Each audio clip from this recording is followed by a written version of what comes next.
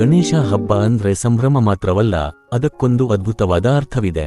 ವಿಸರ್ಜನೆ ಅಂದ್ರೆ ಕೇವಲ ಮೂರ್ತಿಯನ್ನು ನೀರಿನಲ್ಲಿ ಬಿಡುವುದಲ್ಲ, ಅದರ ಹಿಂದೆ ಸೃಷ್ಟಿ ಮತ್ತು ಲಯದ ಒಂದು ಮಹಾನ್ ಚಕ್ರವಿದೆ. ನಮ್ಮ ಪೂರ್ವಜರು ಇದನ್ನ ಹೇಗೆ ಆಚರಿಸುತ್ತಿದ್ದರು? ಅವರ ಆಯ್ಕೆ ಯಾವಾಗಲೂ ಕೆರೆ ಮಣ್ಣಿನ ಗಣಪತಿಯಾಗಿತ್ತು. ಯಾಕೆಂದರೆ ಯಾವ ಶುದ್ಧ ಜೇಡಿಮಣ್ಣಿನ ಗಣಪ ಭೂಮಿಯಿಂದ ಬಂದನೋ ಅವನು ಮರಳಿ ಅದೇ ಭೂಮಿಯನ್ನು ಸೇರಬೇಕು. ಇದೇ ನಿಜವಾದ ನೈಸರ್ಗಿಕ ಗಣಪತಿಯ ಆರಾಧನೆ. ಆದರೆ ಇಂದು ನಾವು ಪ್ಲಾಸ್ಟರ್ ಆಫ್ ಪ್ಯಾರಿಸ್ ಮತ್ತು ವಿಷಕಾರಿ ಬಣ್ಣಗಳಿಂದ ಮಾಡಿದ ಗಣಪನನ್ನು ಪೂಜಿಸುತ್ತಿದ್ದೇವೆ. ಪಾಪ್ ನೀರಿನಲ್ಲಿ ಕರಗಲು ತಿಂಗಳುಗಟ್ಟಲೆ ಸಮಯ ತೆಗೆದುಕೊಳ್ಳುತ್ತದೆ ಮತ್ತು ಅದರಲ್ಲಿರುವ ಸಿಸ್, ಪಾದರಸದಂತಹ ರಾಸಾಯನಿಕಗಳು ನಮ್ಮ ಜಲಮೂಲಗಳನ್ನು ವಿಷವಾಗಿಸುತ್ತಿವೆ. ಹಾಗಾಗಿಯೇ ನಾವು ರಾಸಾಯನಿಕ ಬಣ್ಣವಿಲ್ಲದ ಗಣಪನ ಕಡೆಗೆ ಮರಳಲೇಬೇಕು. ಇದು ಆಯ್ಕೆಯಲ್ಲ, ನಮ್ಮ ಜವಾಬ್ದಾರಿ. ಈ ಜವಾಬ್ದಾರಿಯನ್ನು ನಮ್ಮ ಮುಂದಿನ ಪೀಳಿಗೆಗೆ ವರ್ಗಾಯಿಸುವುದು ಹೇಗೆ?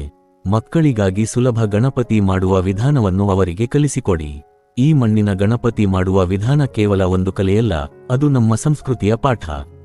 ನಿಮ್ಮ ಮಕ್ಕಳಿಗೆ ಪ್ರಕೃತಿಯ ಜೊತೆಗಿನ ಸಂಬಂಧವನ್ನು ಕಲಿಸುತ್ತದೆ. ಇಂದಿನ ತಂತ್ರಜ್ಞಾನ ನಮ್ಮ ಪರಂಪರೆಗೆ ಇನ್ನಷ್ಟು ಹತ್ತಿರವಾಗುತ್ತಿದೆ. ಇದಕ್ಕೆ ಅತ್ಯುತ್ತಮ ಉದಾಹರಣೆ, ಗಿಡವಾಗುವ ಗಣಪ ಪೂಜೆಯ ನಂತರ ಕರಗುವ ಬದಲು ಗಿಡವಾಗಿ ಬೆಳೆಯುವ ಈ ಪರಿಸರ ಸ್ನೇಹಿ ಬೀಜದ ಗಣಪತಿಯ ಪರಿಕಲ್ಪನೆ ಎಷ್ಟು ಸುಂದರ ಅಲ್ವಾ? ಇದು ವಿಸರ್ಜನೆಯಲ್ಲ, ಇದು ಪುನರ್ಸೃಷ್ಟಿ. ಪೂಜೆ ಮುಗಿದ ಮೇಲೆ ನಮ್ಮ ಸಾವಿರಾರು ಕೆರೆ ನದಿಗಳನ್ನು ಮಲಿನ ಮಾಡುವ ಬದಲು ಮನೆಯಲ್ಲೇ ಒಂದು ಸುಂದರ ವಿದಾಯ ಹೇಳೋಣ.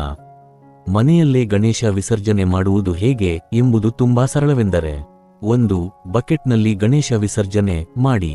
ಇದೇ ಅತ್ಯಂತ ಪವಿತ್ರವಾದ ಮತ್ತು ಪರಿಸರ ಸ್ನೇಹಿ ಗಣೇಶ ವಿಸರ್ಜನೆ. ನೋಡಿ, ಗಣಪ ಈಗ ಎಲ್ಲೂ ಹೋಗಿಲ್ಲ. ಮಣ್ಣಿನಿಂದ ಬಂದವನು ಮನೆಯ ಗಿಡದಲ್ಲಿ ಮಣ್ಣಾಗಿ ಮತ್ತೆ ಜೀವ ತಳೆದಿದ್ದಾನೆ.